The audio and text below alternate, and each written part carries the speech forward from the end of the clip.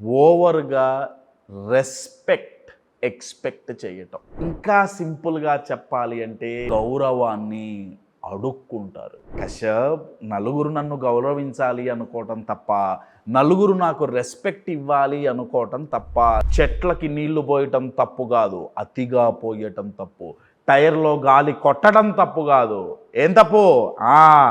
అతిగా కొట్టడం తప్పు. రెస్పెక్ట్ నలుగురు నాకు ఇవ్వాలనుకోవటం తప్పు కాదు, కానీ అడుక్కోవటం, అసలు అడుక్కోవటమే తప్పు. అతిగా అడుక్కోవటం. నేను మీకు ఒక ఎగ్జాంపుల్ ఇస్తాను.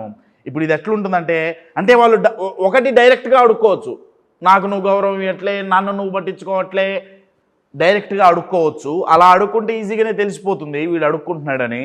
ఇంకొక వే ఆఫ్ అడుక్కోవటం ఏంటయ్యా అంటే అది ఇండైరెక్ట్గా అనమాట. నేను మీకు ఒక ఎగ్జాంపుల్ ఇస్తాను.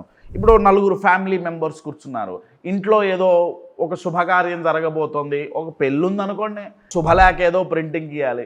నలుగురు కూర్చొని చర్చించుకొని ఏదో ఒకటి డిజైన్ చేస్తారు.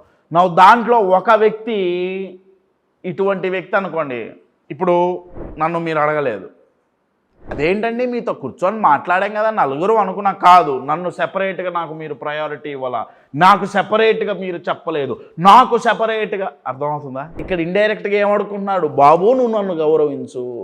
ఇది ఎట్లుంటుందంటే, ఆది సినిమా మీలో ఎంతమంది చూశారో, తారక్ గారిది ఆది సినిమా.